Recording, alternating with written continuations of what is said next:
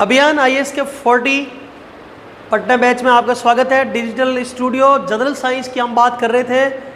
परमाणु अणु वाला पोर्शन हो चुका था, पीएच स्केल का पोर्शन हो चुका था। हम 1 बाय 1 हर टॉपिक को छोटे छोटे टुकड़ों में बांटते हुए कर रहे हैं। आज हम रेडियो एक्टिविटी के बारे में बताते हुए आपको हम बताएंगे कि रेडियो एक्टिव विकिरणों के अंदर 3 तरह की जो अल्फा, बीटा और गामा जो रे होती है, किस प्रकार से उनका उत्सर्जन होता है, क्या उनके फंक्शन होते हैं, किस प्रकार वो कार्य करती है। आप ये चीज़ देखिए, बहुत ही इंपॉर्टेंट है। क्वेश्चन यहाँ से आता है। प्री की बात करो चाहे मेंस की बात करो, राजस्थान सिविल सर्विस की बात करो या यूपीएससी करो, अल्फा, बीटा और गामा आप ध्यान से देखिए। पहले मैं एक छोटी सी बात बताऊँगा आपको। अल्फा, बीटा और गामा। अल्फा की खोज करता है बेकुरल महोदय, ठीक है, इतना ध्यान होना चाहिए। बीटा की बात करें रदरफोर्ड, ठीक है, ये वही रदरफोर्ड है जिसने नाइट्रोजन की भी खोज की, साथ ही साथ परमाणु में रदरफोर्ड मॉडल भी दिया था। उसके बाद हम गामा की बात करें, मैडम क्यूरी। 3 तरह के रेडियो एक्टिव विकिरण। अच्छा, रेडियो एक्टिविटी क्या होती है? देखो क्या होते हैं। परमाणु 92 से ऊपर वाले वह तत्व जो प्रकृति में स्थायी रूप नहीं रह सकते, ऑटोमेटिक स्वतः विकिरणों का उत्सर्जन करते रहते हैं, उन्हें हम रेडियो एक्टिव एलिमेंट कहते हैं। और रेडियो एक्टिव एलिमेंटों की जो हम रेडियो एक्टिव एलिमेंट के बारे में जहाँ अध्ययन करेंगे उसे रेडियो एक्टिविटी कहते हैं, ठीक है, रेडियो एक्टिविटी।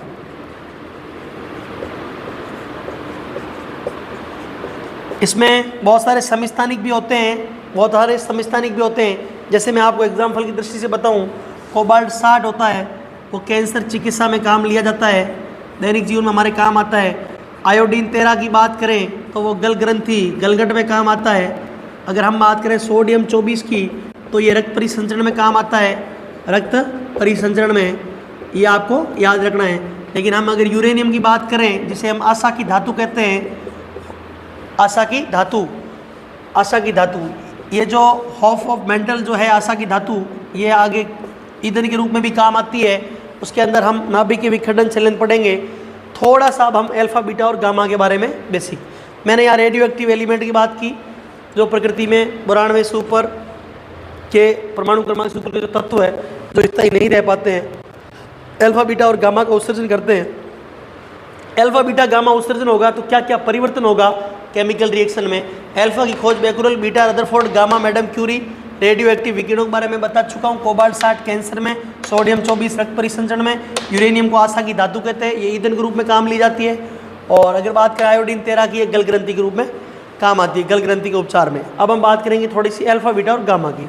देखो होती क्या है, अल्फा जो किरणें होती है वो हीलियम के द्विधनावेशित किरण होती है। पहले तो आपको इसका बेसिक पता होना चाहिए। अल्फा जो किरणें होती है, अल्फा, ध्यान से ऑनलाइन वाला देख लीजिए, अल्फा, बीटा और गामा की मैं अगर बात करूं, ये हमेशा धनात्मक चार्ज लेगी, ये ऋणात्मक चार्ज लेगी और ये उदासीन होगी, इतना पता होना चाहिए, ठीक है। इसके बाद अगर बात करें तो ये हीलियम के नाभिक होंगे 2 हीलियम 4, ठीक है, इतना पता होना चाहिए। ये इलेक्ट्रॉनों से बनी होती है और इसकी अगर बात की जाए तो ये फोटोन से बनी होती है, इतना पता होना चाहिए आपको, फोटोन से बनी होती है। और ये ध्यान होना चाहिए, अगर इस किसी रासायनिक अभिक्रिया से ये आप करवाओगे तो एटम नंबर में 2 की कमी और मास में 4 की कमी अगर किसी पे हीलियम वाले अल्फा किरणें गिरेगी तो। लेकिन बीटा वाले अगर किसी से रिएक्शन करता है तो आपका परमाणु क्रमांक 1 क्या हो जाएगा, एटम नंबर 1 बढ़ जाएगा। मास में क्या, कोई चेंज नहीं, नो चेंज इन मास में कोई चेंज नहीं। लेकिन गामा किरणों से ओनली फॉर ऊर्जा में परिवर्तन होगा और किसी तरह का परिवर्तन नहीं होगा। लेकिन अब हम बात करें इसकी खोज की बेकुरल, बीटा की रदरफोर्ड, गामा की मैडम क्यूरी ने, ठीक है। ये उदासीन है, ये बीटा वाला माइनस है, अल्फा वाला पॉजिटिव है, 2 हीलियम 4 धनावेशित कण होते हैं, एटम नंबर 2 की कमी, मास में 4 की कमी, इसमें इलेक्ट्रॉन से बनी होती है, ये फोटोन से बनी होती है। इसके अंदर +1, एटम नंबर में कितनी वृद्धि हो जाएगी, +1, और इसमें ऊर्जा में चेंज होगा। क्या चेंज होगा, ऊर्जा में, ओनली फॉर ऊर्जा में। हमने बेसिक बात की, अब हम बताएंगे भेदन क्षमता। सबसे ज़्यादा भेदन क्षमता किसकी होगी, भेदन क्षमता, जैसे एक्सरे की खोज रोंजन, एक्सरे की खोज किसने की, रोंजन, सबसे ज़्यादा भेदन क्षमता इसकी होगी।